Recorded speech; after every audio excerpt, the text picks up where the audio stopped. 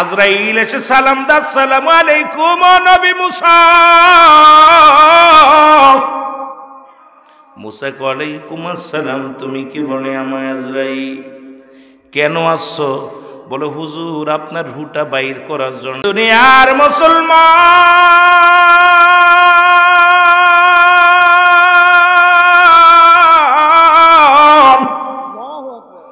মুসা নবী ডাক দে, আজরাইল তুমি আমার রুহটা নিবা, কোন জায়গাতে প্রবেশ করবা গো? কারণ ইমানদার রুহটা না হয় নাক দিয়ে যায়, না হলে মুসলমান গাল দিয়ে বাইর হয়, না হয় চোখ দিয়ে বাইর হয়, না হয় কান দিয়ে বাইর হয়। কারণ আল্লাহ রাব্বুল আলামিন এই সমস্ত মানব জাতির এই মুসলমান তার কুদরতি হাত দিয়ে মানুষ বানাইছে আমার আল্লাহ। আর ইমানদারদের রুহটা বাইর হবে, এই জন্য আল্লাহ পাক এই জায়গা দিয়ে বেশি রুহটা নিবে গর্দানের উপরে, মুসকলার উপর দিয়া। আর বেঈমানদের তো রুহটা নিবে সিরিয়া জমজোর করিয়া। ও মুসলমান শুনে নাও, আজরাইল ডাক দিয়ে বলবে, আল্লাহ নবী মুসা গো আপনার রুহটা নিব আমি চোখ দিয়া। জোরে বলো আল্লাহু আকবার। আমি ভিতরে ঢুকবো চোখ দিয়া। মুসা নবী আজরাইল দাঁড়াও, আমার এই চোখ দিয়ে তোমার ঢুকতে দিতে পারি না, কারণ তুমি কি জানো না আমার চোখ দিয়া রব্বে কারিমের ওই আরশে। মুসলমান শুনে নাও, শুনে নাও, তোর পারে যাইয়া আমার আল্লাহর নূরের তাজাল্লি মুবারক আমি চোখ দিয়া দেখেছি। আমার এই চোখ দিয়ে তোমার আমি কোনোদিন ঢুকতে দিতে পারি না রে। ও আজরাইল দাঁড়াও, এই চোখ দিয়ে তোমারে কোনোদিন ঢুকতে দিব না। আজরাইল কয় নবী মুসা তাহলে কান্দে ঢুকব। আল্লাহর নবী মুসা ডাক দে, আজরাইল শুনে নাও, আমার আল্লাহর সঙ্গে যখন কথাবার্তা বলেছিলাম এই কান্দে আমি কথা শুনেছি, আমার এই কান্দে তোমারে ঢুকতে দিতে পারি না। এরে ডাক দে বলে নবী মুসা, ডাক দে বলে আজরাইল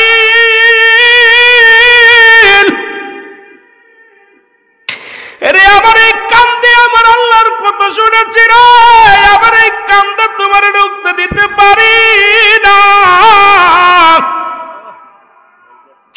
এরে আজরাইল বলে, ও মুসা তাহলে তোমার মুখ দিয়ে ঢুকবো। ডাক দে কয়, ও মুসা মুখ দিয়া ঢুকবো। আজরাইল বল, মুসা নবী কয়, আজরাইল এই মুখ দিয়ে আমি আল্লাহর সঙ্গে কথা বলেছি রে, আমার এই মুখ দিয়ে তোমারে ঢুকতে দিতে পারবো না।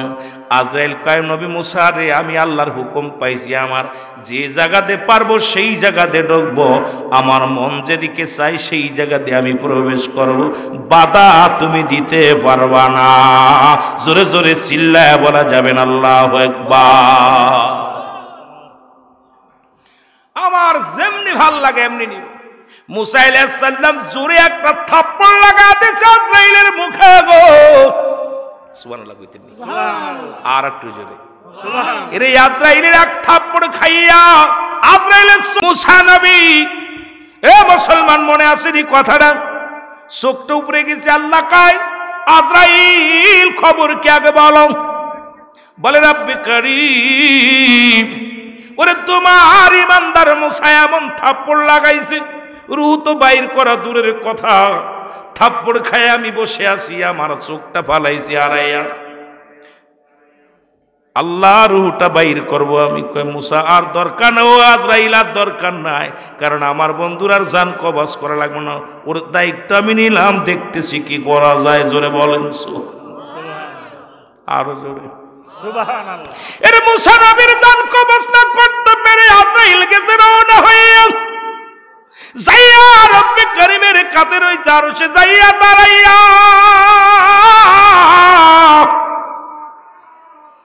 আল্লাহ বলে, আজরাইল রে কি খবর আগে বলো।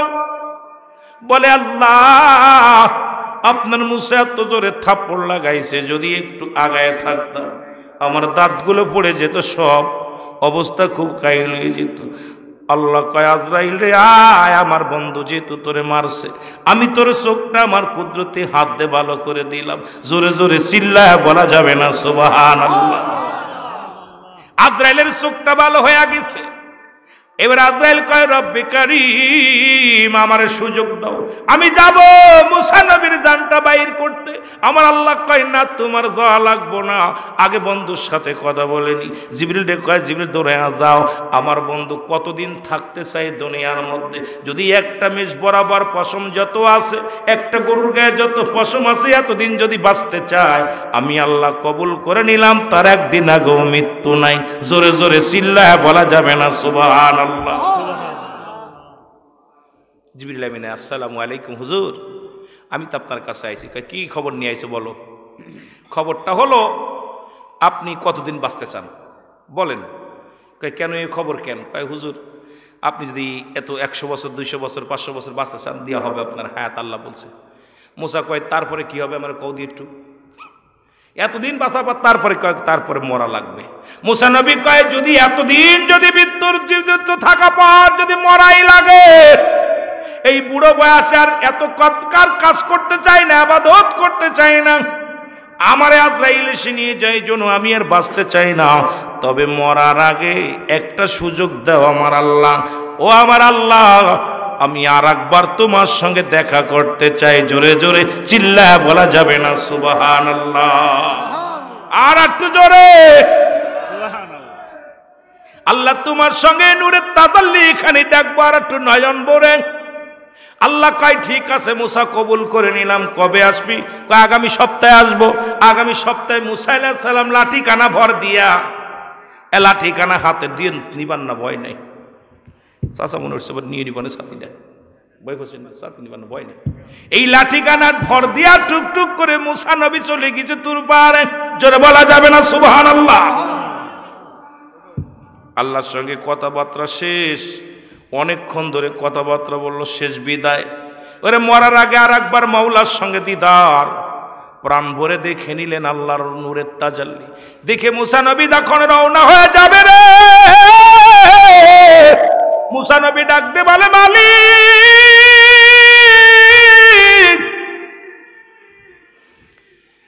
আমার কমের মানুষদেরকে একটু খাবারের ব্যবস্থা করে দিবা, ওই কমের মানুষগুলো যেন না খেয়ে মরে যায় এমন ব্যবস্থা করো না, তারা যেন একটু খাবার পায়, এই ব্যবস্থা তুমি করে দিও। জোরে জোরে চিল্লায় বলেন সুবহানাল্লাহ।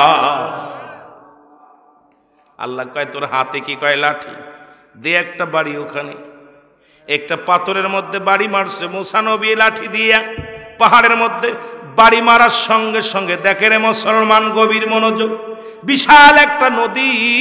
জোরে জোরে বলো মারহাবা। বিশাল একটা নদী, মারহাবা বলেন না? এই নদীর ভিতরে দিয়ে একটা পাথর ভেসে আসতেছে। আল্লাহ কয় মুসারে পাথরের মধ্যে একটা বাড়ি মারো। বাড়ি মারছে পাথরের মধ্যে, পাথরটা দ্বিখণ্ডিত হয়ে ভিতর থেকে একটা হরিণ বাইর হয়ে আসছে। হরিণের ভিতরে হরিণের দেখে তাজা হরিণ, এই হরিণের মুখের মধ্যে তাজা ঘাস আছে। আমার আল্লাহ কয় মুসারে দেখছো নি ওই পাথর, পাহাড়ের মধ্যে নদী, নদীর মধ্যে পাথর, পাথরের মধ্যে জেতা একটা হরিণ, ওর মধ্যেও হরিণ আছে, তারে আমি খাওয়াই। সুতরাং তোমার এই কথা বলা লাগবে না, যত মাকলুকাত পৃথিবীতে আমি বানাইলাম সবার খাওয়ানোর দায়িত্ব আমি আল্লাহর। যেখানে আছে সেখানে আমি তার রিজিক দিয়া দিই, সে রিজিকের সন্ধানে ছোটে। মুসা তোমার কমের জন্য আমি রিজিক বরাদ্দ রাখছি, খাবার পাবে। জোরে জোরে চিল্লায় বলা যাবে না সুবহানাল্লাহ? চিন্তা করছেন? পাহাড়ের মধ্যে নদী, নদীর মধ্যে পাথর, পাথরের মধ্যে হরিণ, হরিণের মুখে তাজা ঘাস। আল্লাহ খাওয়াইতেছে। কে খাওয়াচ্ছে? কত বড় নাফারমান! কয় ছেলেটা ছিলে বেলে বাঁচলাম, মেয়েটা ছিলে বেলে বাঁচলাম, সে কি গুনাহ করে ফেলে? বাঁচানোর মালিক কে? খাওয়ানোর মালিক কে? আমরা হাসতে হাসতে গুনাহ করে ফেলি।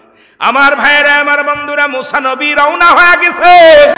কিছু লোক 7-8 জন মানুষ একটা কবর করে। মুসা নবী কয় এই অঞ্চলে তো কোনো বাড়ি নাই, তাহলে কবর করে কেন? আস্তে আস্তে আগায় যে বলে ভাই কে মরেছে তোমাদের এখানে? কার কবর খোরো? কয় হুজুর মনে কিছু করেন না, যে লোকটা মারা গেছে দেখতে শুনতে আপনার মতো। সুবহানাল্লাহ। আরে যে লোকটা মারা গেছে তার কবর খুঁড়ি, আপনি আমাদের সহযোগিতা করবেন না? একটু করেন। মুসা নবীর হাতে খুন্তা কুড়াল ধরায় দিছে। সুবহানাল্লাহ বলা যাবে না? মুসা নবী নিজের কবর নিজে খোঁড়েন।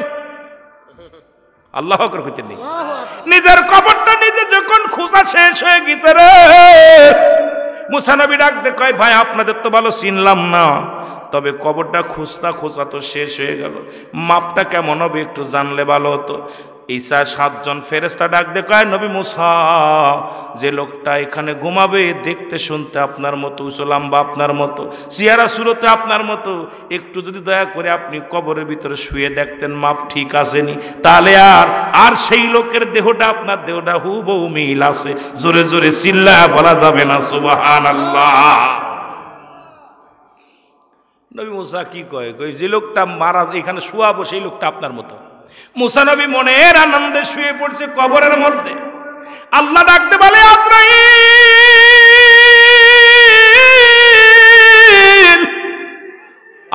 যার জানে মরণ আছে সে জানে যাবে, নিজের কবর নিজে খুঁড়াইছে আল্লাহ। আজরাইল তাড়াতাড়ি যাও, আমার নবী মুসার রূহটা নিয়ে আয়। জোরে জোরে বল আল্লাহু আকবার। দেরি আর করিস না, দৌড়াইয়া যাও। তবে যাবার আগে আমার নবী মুসা বড় ফল ভালোবাসত, আমার নবী মুসার জন্য একটা আপেল ফল নিয়ে যা। আমার নবী যখন ওই আপেলের মধ্যে কামড় দিবে রে, ওই আপেলটা খাইতে শুরু করবে, খাওয়ার মাধ্যমে তুই ঢুকে যাবি, যখন খাওয়া শেষ হয়ে যাবে রুটা টানতে বাইর করে নিবি। জোরে জোরে চিল্লায় বলা যাবে না সুবহানাল্লাহ। এই জন্য অনেক মানুষ খানা খাইতে যে মারা যায়, জোরে জোরে চিল্লায় বল আল্লাহু আকবার। মুসা আলাইহিস সালামের কাছে আজরাইল আইয়া কয় হুজুর কবর ভিতর শুয়েছ। মুসা নবী কবর পরে শুয়া খুব আনন্দ, আহারে নির্জন কবর, কেউ নাই, এত নির্জনে থাকবে কেমন, একা একা কল্পনা করতেছে। আয়া ফেরেশতা কয় হুজুর এই লন আপেলটা খান, ক্লান্ত হয়েছেন, কবর খুঁজতে কষ্ট হয়েছে আপনার, কবর খুঁজছেন তো আপনার আমাদের তরফ থেকে হাদিয়া নেন, খান। মুসা নবী পায় আপেলটা, খুব আপেল প্রিয়, খুব খাবার আপেলটা পছন্দ করতো মুসা নবী। আপেলটা হাতের মধ্যে দিয়েছে, মুসা নবী কামড় দিয়ে খাচ্ছে। আল্লাহ আজরাইল তাড়াতাড়ি ঢোক, দেরি করিস না, আপেল যদি খাওয়া যায় ঢুকতে দিবেন না, টের পেয়ে গেল ঢুক, তাড়াতাড়ি ঢোক। মুসা নবীর রুহুর ভিতরে ঢুকে গেছে, কামড়ের সঙ্গে সঙ্গে ঢুকে গেছে, আস্তে আস্তে করে রুহুটা বাইর করছে। যখন জানটা বাইর হয়ে গেছে, আল্লাহ কয় ও ফেরেশতারা দৌড়াইয়া যা, আমার মুসারে কবর থেকে উত্তোলন কর, উত্তোলন করে গোসল করে জান্নাত থেকে কাপড় নিয়ে আয়, জান্নাত থেকে পানি নিয়ে আয়। পানি মুসা আলাইহিস সালামের জান্নাত থেকে পানি আনা হয়েছে, জান্নাত থেকে কাপড় আনা হয়েছে। মুসা আলাইহিস সালামের কাফন দাফন ফেরেশতারা করেছে। এ মুসলমান শোনো, মুসা আলাইহিস সালামের কাফন দাফনের দায়িত্ব দিয়েছিল ফেরেশতাদেরকে। অসংখ্য ফেরেশতারা জানাজার নামাজে শরীক হয়েছিল, দোয়ায় শরীক হয়েছিল। এ মুসলমান আজ পর্যন্ত মুসা আলাইহিস সালামের কবরটা অনেকে খুঁজে পায় নাই, কারণ অনেকের ধারণা যে মুসা আলাইহিস সালাম এই পথে যাইতো তোর পারে, হয়তো এর মাঝে মুসা আলাইহিস সালাম শুয়ে আছে, এর একটা আকার আকৃতি করে বড় একটা জায়গা ঘিরে রাখছে, এটা মুসা আলাইহিস সালামের মাজার। এ মুসলমান কিন্তু ওই জায়গা তারপরে কবরটা দেওয়ার পর কবরের মাটিগুলো সমান করে দিছে, যে খুব সমান করে যাতে কেউ টেন না পায় মুসা আলাইহিস সালাম এখানে শুয়ে আছে। জোরে চিল্লায় বলেন সুবহানাল্লাহ। আমার ভাইয়েরা, আমার বন্ধুরা, আমার শুনে নাও, মরণ কাউকে ছাড়বে না, মরণ কাউকে ছাড়বে না। 1 নাম্বার হলো মরণ, 2 নাম্বার হলো কবর, ঠিক কিনা? ঠিক। 3 নাম্বার হলো কিয়ামতের ময়দান, একটার পর একটা বিপদ, একটার পর একটা বিপদ।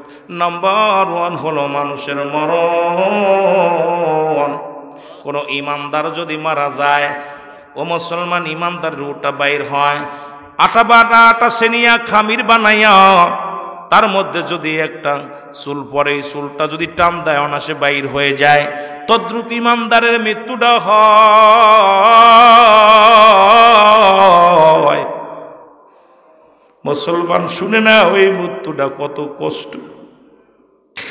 এরে মুসলমান, এই মরণের পেয়ালা পান করতে হবে। 2 নাম্বার বিপদ হলো কবর।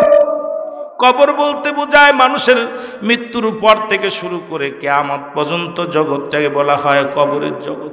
বাবারে, কবরে যেদিন শোয়াইবে, ওরে মুসলমান, আপনার কবরে সর্বপ্রথম নোমান ফেরেশতা আসবে। এই 2টা কাগজ থাকবে হাতের মধ্যে, একটা হলো নেকির কাগজ, একটা বদির কাগজ। আপনার দিয়ে সব লেখাইবে, যার যার আমল নামার তার লেখা লাগবে গো।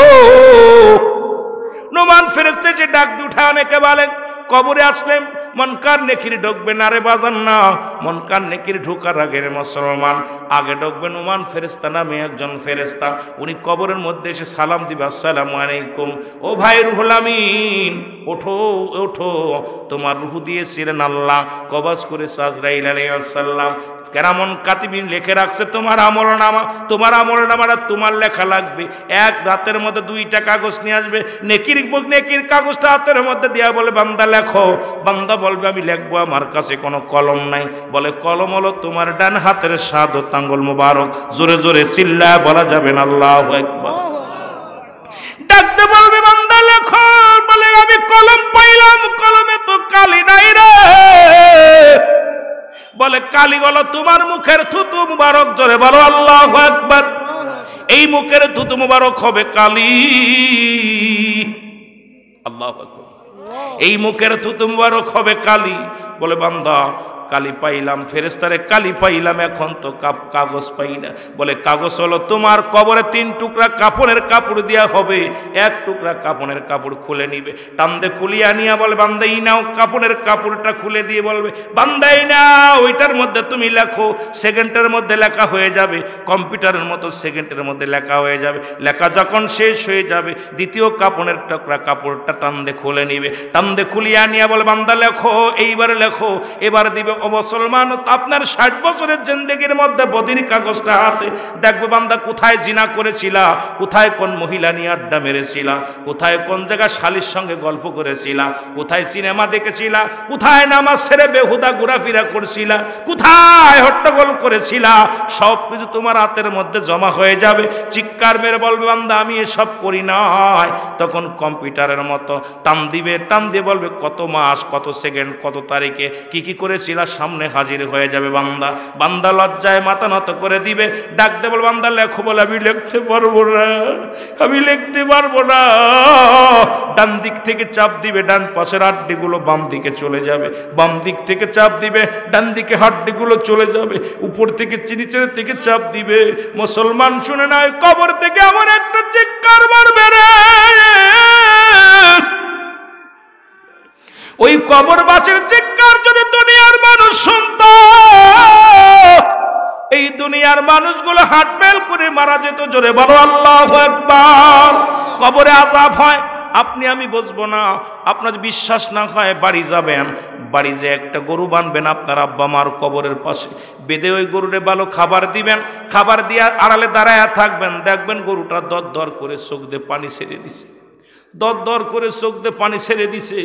ওই গরুটা দেখবেন দড়ি ছিঁড়াছিঁড়ি করবে, টালু মালু তাকাবে রে মুসলমান। একমাত্র মানুষ এবং দানব কবরে আযাব বুঝতে পারে না, পৃথিবীর সব প্রাণী কবরে আযাব বুঝতে পারে। আজকে যারা কবরে শুয়ে আছে, আল্লাহ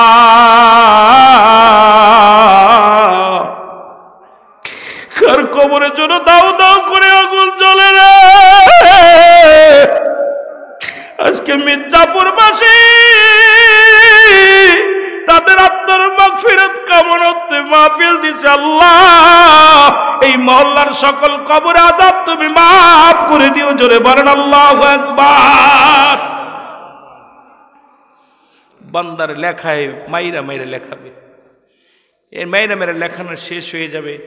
বান্দা এইবার নুমান ফেরেশতা আফসোস করে বলে বান্দা গুড বাই, সারা জীবন তোমার 40 বছর 50 বছর হায়াত পেয়েছিলে, অন্যায় করেছো, তুমি কি করেছো, অন্যায় পথে পা বাড়াইছিলা, তুমি যাই তোমার জন্য জাহান্নাম। এরপরে আপনাকে নুমান ফেরেশতা বিদায়ের পরে আসবে মুনকার নেকির, আয়া দেখবে আপনার আমলনামা খুব খারাপ। তখন আপনাকে কি বলবে, জাহান্নাম থেকে একটা দরজা খুলে দিবে, কিয়ামত পর্যন্ত এই কবরের সাথে চালু থাকবে। জাহান্নাম থেকে হায়ানি পাশের পানি, সাপ, বিচ্ছু এগুলো আসবে। ওই কবর থেকে আপনি কবরে আযাবের, কবরে কোনো সকাল আর বিকেল নাই, কবরে কোনো রাত আর দিন নাই, আযাব শুরু হয়ে যাবে আবাদান আবাদান চিরস্থায়ীভাবে। বিশাল কষ্ট থাকবে। বান্দা যখন নেকির পাল্লা দেখবে বেশি, তখন বান্দার জন্য জান্নাত থেকে একটা রাস্তা করে দিবে, কবরের মধ্যে জান্নাতি নিয়ামতগুলো ভোগ করবে কিয়ামত পর্যন্ত। জোরে বলেন মারহাবা, আর একটু জোরে বলেন মারহাবা। আমার বাবারা, এই কবরটা বড় ভয়ঙ্কর। এই জন্য যারা চলে গেছে তাদের তো করার মতো আর কিছু নাই, তাদের জন্য আমরা বেশি বেশি দিব। আল্লাহ যেন তাদের মাফ করে দেয়, আল্লাহ যেন তাদের নাজাতের একটা দরিয়া বানায় দেয়। জোরে বলুন আমিন। বাবা 3 নাম্বার হলো 3 নাম্বার বিপদ হলো হাসরের ময়দান। এটা হলো আরো ভয়ঙ্কর, এটা এত কঠিন বাবা। সেদিন মুঠো হাত উপরে সূর্য উদয় হবে, মানুষগুলোর মস্তিষ্কগুলো গলে গলে পড়বে, মানুষগুলো সাঁতার কাটবে ঘামের মধ্যে, দৌড়াবে মানুষগুলো। সেদিন ভাই ভাইরে চিনবে না, স্ত্রী স্বামীকে চিনবে না, স্বামী স্ত্রীকে চিনবে না, বন্ধু বন্ধুরে চিনবে না, সবাই নাফসি নাফসি করে দৌড়াবে। এই মানুষগুলো হাসরের ময়দান যে এত ভয়ঙ্কর হবে, সেদিন আল্লাহ রাব্বুল আলামিন কাজী হবে, বিচারের কাঠগড়ায় আপনাকে দাঁড়া করবে। ওই জাহান্নামের উপর দিয়ে জান্নাতি সেতু হবে, মানুষগুলো কেটে কেটে পড়ে যাবে। এই মানুষগুলো কাঁদবে শুধু চিৎকার, ইয়া সালিম ইয়া সালিম, আল্লাহ আমাকে নিরাপত্তা দাও নিরাপত্তা দাও। ওদিন সব নবীরা সবাই তো দড়ির পরে থাকবে, একমাত্র দরদি নবী রাহমাতাল লিল আলামিন উম্মতের কান্ডারি ডাক দিয়ে বলবে, ইয়া রাব্বি হাবলি উম্মতি উম্মতি বলে চিৎকার মারবে। জোরে বলেন মারহাবা, আর একটু জোরে বলেন মারহাবা। সে আল্লাহ যেন সেই হাসরের ময়দানে আপনাদের কি ফজিলাত এক হইতো রে? মদিনার মাটিও মাটি, বাংলাদেশের মাটিও মাটি। মদিনার মাটি গায়ে লাগলে গুনাহ ঝরের, বাংলাদেশের মাটি গায়ে লাগলে চুলকানি রোগ হয়। যেরকম ঠিক কিনা? ওরা হুইয়ে আছে, আপনারা বইয়ে আছেন। ওরা এখান থেকে চলে গেছে বাড়ি, ওদের ফায়দার আপনাদের ফায়দা এক না। জান্নাতের বাগান, রিয়াজুল জান্নাহ, বেহেশতের বাগান, যেখানে আগে হলো বেহেশত, তারপর হলো বাগান। সুবহানাল্লাহ বলেন না? সুবহানাল্লাহ। আর জান্নাতের বাগানে জাহান্নামের তো বই না। ওরা যে বাজার ঘাটে আইছে, বাজার হয়েছে না, দোকান পাশার আড্ডা মাড্ডা মেরে বাড়ি চলে গেছে বাদাম কটকটি কিনে নিয়ে। ওরা কইছে কোনে গেছিল মাহফিল শুনতে, আল্লাহর কসম একটা ওয়াজ শোনে নাই। ওরা আইছে বাজারে যায় কিছু ফুলপরি, ওই ফুলপরি দুলপরিরে দেখছে, কথা বুঝতে দেখে আসবি না। মহিলারাও বাড়ি গেছে, ওরাও বাড়ি গেছে। কারণ ওরা হলো, এই জন্য আমি ছেলেদের নাম রাখছি আকাশ মিয়া, মেয়েদের নাম সেই বাতাস খাতুন। ওই বাতাস খাতুন কিছু মহিলা আছে, ওরা বাতাস খাওয়ার জন্য আইছিল, আর আকাশ মিয়ার ওদের সাথে আড্ডা মারছে। এই সুযোগে মাহফিল শুনে চলে গেছে। কথা বুঝেননি? এত সহজ। এর যুবক, মরণ যখন আসবে, বৃদ্ধ আর বুড়ো আর জোয়ান দেখবে না, নিয়ে যাবে কখন। কত ছেলে দুধ খাইতে খাইতে মায়ের বুকে মারা গেছে, কত যুবক লেখাপড়া করে চাকরি করবে, আল্লাহ কত আশা করে ডিগ্রি নিছে, সে দুনিয়া থেকে আল্লাহ তারে নিয়ে গেছে। কত মানুষ বিদেশে গেছে, বিদেশ থেকে লাশের কফিন হয়ে বাড়ি ফিরছে। জোরে বলেন ঠিক কিনা? কেউ ফিরে যেতে পারবে না। আলোচনা শেষ করব নাকি? কষ্ট হচ্ছে আপনাদের? আর কিছু সময় করি না, শেষ করব? কথা কয় না। আর কয় মিনিট? সারা রাত? সারা রাত? কেডা কেডা কেডা কেডা? মারহাবা মারহাবা, আল্লাহ কবুল করুক, আপনাদের কবুল করুক। না না, সারা রাত জাগাবো না। যদিও আপনারা ইমানি একটা জজবানি কথা বলছেন, আমার ধরার দরকার ছিল 10টায়। আসলে 10টা থেকে কি 9টা থেকে ধরলে আপনাদের কিছু দিতে পারতাম। আলোচনার মাঠ, আর আমি কান্না ছাড়া আলোচনা করতে পারি না। আমার ভিতরটা, হৃদয়টা না কানলে, কারণ আমার যত আলোচনা নবীর ইশকের আলোচনা, কবরের আলোচনা, কারণ সামাজিকতা আলোচনা, কারণ আমি এগুলো চাই না। বিতর্কিত কোনো কথা বলা আমার অভ্যাসও নাই, পারিও না বলতে। এমন কোনো কথা বলা যাবে না। এই যে আপনার এই অনেক কথা বলতে গেলে অনেক কথা এসে যায়, এগুলো বলবো না, থাক। কারণ এই ফেতনার জামানা, এই জামানা আমাদেরকে সবসময়ের জন্যই সতর্ক হয়ে চলা উচিত। তারপরও কত মানুষ আমার একটা কথার জন্য, যেহেতু আমরা আলেম মানুষ, একটা কথার জন্য অনেক ফেতনা সৃষ্টি হয়ে যায়। সতর্ক থাকতে হবে যে আমি এমন কোনো কথা বলবো না, এমন কোনো বাক্য ব্যবহার করবো না যা দ্বারা সমাজ জাতির ক্ষতি হয়। জোরে বলেন ঠিক কিনা? একটু মহব্বতের সঙ্গে দুরূদ শরীফ পড়েন। আল্লাহুম্মা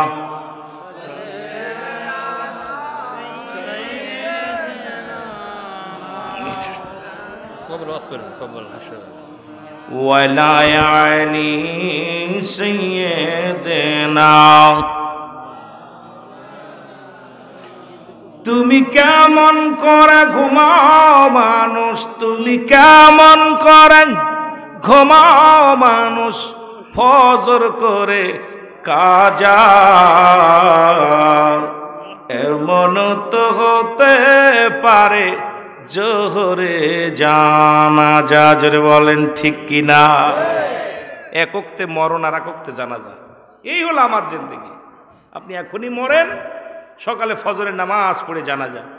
আহা, আর একই মাইকে বলতেছে অমুক ইন্তেকাল করেছে। কে বলবে? যে ওই কি গ্রাম, মির্জাপুর গ্রাম নিবাসী মোহাম্মদ আলাউদ্দিন মোল্লা ইন্তেকাল করেছে। ইন্না লিল্লাহি ওয়া ইন্না ইলাইহি রাজিউন। মরহুমের জানাজার নামাজ একই মাইকে, কি আশ্চর্যজনক, বড় আশ্চর্য লাগে। আহা, একই মাইকে আলাউদ্দিনের নাম বলবে, মরহুমের জানাজা। একই মাইকে বলতেছে আলাউদ্দিন ইন্তেকাল করেছে, সেই মাইকেই বলতেছে সেকেন্ডের মধ্যে যে মরহুমের জানাজার নামাজ আগামীকাল সকাল 10টায় তার বাসভবন অনুষ্ঠিত হবে। এই হলো আপনার জিন্দেগি। এই ঘুষখোর, সুদখোর, জিনাখোর, নারীখোর, একবার কি চিন্তা করছস? একবার যদি চিন্তা করতে দুনিয়ায় অন্য অপরাধ করতে পারতি না। যে মিনিটের ভিতরে নাম পরিবর্তন হয়ে গেছে, তোমার নাম আর আলাউদ্দিন বলবে না, কি বলবে? মরহুম। কি বলবে বলেন দি? কোনোদিন শুনছেন যে আলাউদ্দিনের জানাজার নামাজ সকাল 10টায় হবে? কথা কয় না কেন? আপনাদের এলাকায় কেউ বলে?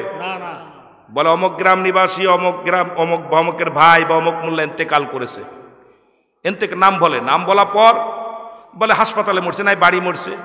মরার পর মরহুমের জানাজা কয় না, আলাউদ্দিনের জানাজা, মোল্লা সাহেবের জানাজা, রুহুল আমিনের জানাজা। কারণ এই হলো আমার জিন্দেগি।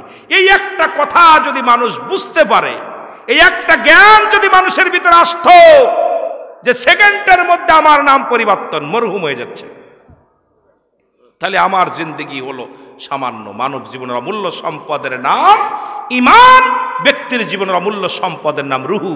এই রুহুবিহীন বডির মূল্য নাই। আপনার সব দেখতে শুনতে ভালো, রুহুটা নাই, আপনার বডির কোনো মূল্য নাই। কিন্তু একটা অঙ্গ পচে গেছে, হাসপাতালে মাসকে মাস পড়ে আসেন, কেউ আপনাকে বিদায় করবে না। এই যে বুড়া মানুষ, কথার কথা বলতেছি, এই বুড়া মানুষটা এখন তার আদর করবে, ভালোবাসবে, কাপড় গুছাই দিবে, কাপড় দিয়ে দিবে, এখনই নিঃশ্বাসটা পরিবার চলে যাক, আর একটা মানুষ আর তাকে গুছানোর জন্য ব্যস্ত থাকবেন। হাত পা জুয়ন, কত যুবক ঘুরে বেড়াচ্ছে, রুহুটা না থাকার কারণে মরহুম হয়ে গেছে। আমার আব্বারা, এই হলো আমাদের জিন্দেগি। যদি মাহফিল দিয়ে আমাদের শিক্ষণীয় কথাগুলো জানতে হবে, বুঝতে হবে, শিক্ষারীয় কথা আমাদের জানতে হবে, এটা শেখার জন্য মাহফিল। তো সবচেয়ে বড় কষ্ট আমার যে মাহফিল থেকে আমরা কিচ্ছু পাচ্ছি না। মাহফিল থেকে বক্তা পাচ্ছে হাদিয়া, কিছু টাকা পয়সা পাচ্ছে, খাবার পাচ্ছে, শ্রোতা ওই গান বাজনা আমরা যা দিয়ে যে সুরটুর দিয়ে পাগল বানায় থেকে যাচ্ছি, এটাই। তাছাড়া আর কি পাচ্ছি বাবা? মরণের ভয় একদমই নাই মানুষের ভিতরে। আর মরণের ভয় আমাদের ভিতরে একেবারেই নাই। কোনো মানুষের ভিতরে যদি মরণের চিন্তা না থাকে, মানুষের ভিতরে এই ওয়াজ নসিহত দিয়ে হবে কি বাবা? হবে কি? পরবর্তী সময় আপনার জন্য কি নিয়ামত বয়ে আনতেছেন আপনি নিজেও বলতে পারেন না। আপনি বলতে পারেন এখন থেকে আমি ওই রাস্তায় উঠে যেতে পারবো, এই রাস্তায় যেতে পারবো? কেউ বলতে পারেন? সম্ভব না, সম্ভব না। জোরে বলেন ঠিক কিনা? তুমি কেমন করে ঘুমাও মানুষ, তুমি কেমন করে ঘুমাও মানুষ, ফজর করে কাজা, এমন তো হতে পারে জোহরে জানাজা। বলো এমন তো হতে পারে জোহরে জানাজা। রং তামাশা রঙিন ভুবন করছো বাহাদুরি, সব সারিয়া যেতে হবে মাটির একটা বাড়ি, তোমার মাটির একটা বাড়ি। জোরে বলেন ঠিক কিনা? চলবে না তোর চলচৌতরি, চলবে না চলচৌতরি, থাকবি সে তাই পইরা, এমন তো হতে পারে